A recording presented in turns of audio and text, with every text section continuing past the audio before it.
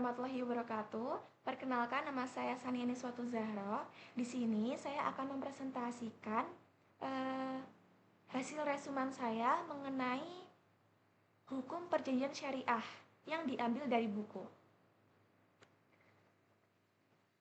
Di sini saya memilih buku yang berjudul Hukum Perjanjian Islam di Indonesia yang berisi konsep, regulasi, dan implementasi. Buku ini karya Profesor Dr. Abdul Ghafur Ansori, SHMH, dan diterbitkan oleh Gadjah Mada University Press, Yogyakarta pada tahun 2010 dan menjadi cetakan yang pertama. Dalam buku ini, bab pertama atau bab 1 menjelaskan tentang urgensi dan latar belakang hukum perjanjian Islam di Indonesia. Profesor Abdul Ghafur di sini menekankan bahwa seiring melesatnya tren industri keuangan seperti perbankan syariah, asuransi takaful, hingga pasar modal syariah, pemahaman tentang akad menjadi fondasi hukum yang mutlak diperlukan. Di sini, penulis juga mendefinisikan akad sebagai ikatan antara ijab dan qabul yang sesuai dengan kehendak syariat dan memunculkan akibat hukum berupa hak dan kewajiban. Buku ini mempertegas bahwa di Indonesia itu hukum perjanjian Islam tidak lagi sekedar menjadi teori fikih normatif keagamaan di kitab klasik, melainkan sudah bertransformasi menjadi hukum positif tertulis yang mengikat. Dan next, selanjutnya bab kedua. Nah, pada bab kedua ini menjelaskan tentang asas-asas kontrak syariah. Penulis menguraikan asas-asas hukum kontrak syariah yang membedakannya secara spiritual dari hukum perdata konvensional. Ada 5 asas utama yang dijabarkan. Yang pertama yaitu asas kebebasan berkontrak, yaitu yang memberikan kita kebebasan membuat akad baru selama tidak menabrak batasan halal dan haram. Dan yang kedua yaitu asas kerelaan atau antaradin, di mana kontrak itu wajib lahir dari kerelaan penuh tanpa paksaan, penipuan, atau kekeliruan.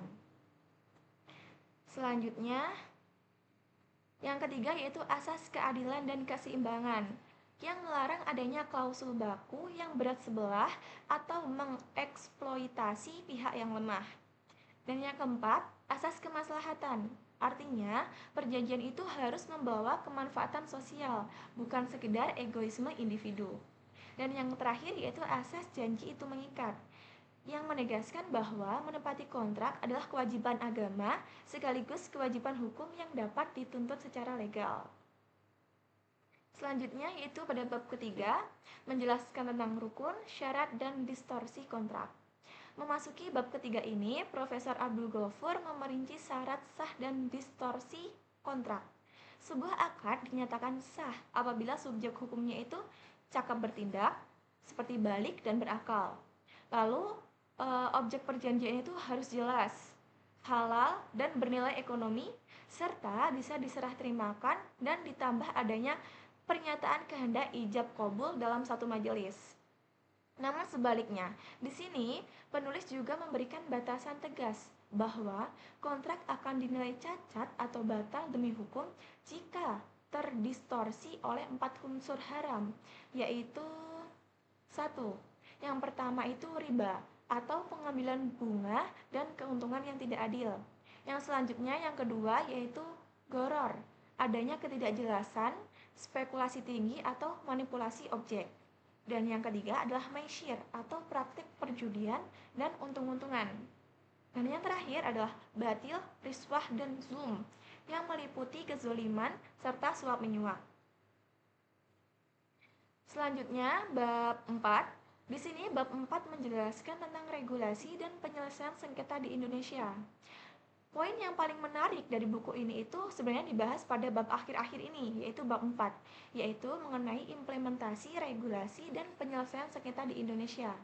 Penulis memetakan bagaimana hukum kontrak Islam telah dipositivasi ke dalam sistem hukum nasional, salah satunya melalui kompilasi hukum ekonomi syariah atau biasa disebut dengan KHS, lewat Perma nomor 2 tahun 2008. Selain itu, produk akad lembaga keuangan syariah di Indonesia wajib merujuk pada Fatwa Dewan Syariah Nasional atau DSN MUI. Terakhir, jika terjadi wan prestasi atau cedera janji, Profesor Abdul Ghafur menjelaskan dua jalur penyelesaian yang sah secara undang-undang. Yang pertama yaitu jalur non-litigasi di luar pengadilan, seperti musyawarah atau melalui Badan Arbitrase Syariah Nasional, seperti itu tadi, atau biasa disebut dengan Basarnas. Dan yang kedua yaitu jalur litigasi yang berdasarkan Undang-Undang Nomor 3 Tahun 2006 yang kini menjadi kewenangan mutlak dan absolut lingkungan peradilan agama dan bukan lagi menjadi naungan peradilan negeri. Baik, dari resumen tadi, saya dapat menyimpulkan bahwa buku ini itu sebenarnya mau bilang kalau aturan kita itu bikin janji atau kontrak kerjasama dalam Islam itu sebenarnya fleksibel dan mengikuti perkembangan zaman. Dan kunci utama dari perjanjian syariah itu sebenarnya sederhana, yaitu harus jujur, sama-sama rela, adil, dan tidak boleh ada yang dirugikan atau ditipu. Aturan akad dari agama kita ini sekarang sudah keren banget karena sudah diakui resmi oleh hukum negara Indonesia dan dijaga ketat oleh undang-undang. Baik, itu saja yang dapat saya presentasikan. Bila ada kurang lebihnya saya mohon maaf. Wassalamualaikum warahmatullahi wabarakatuh.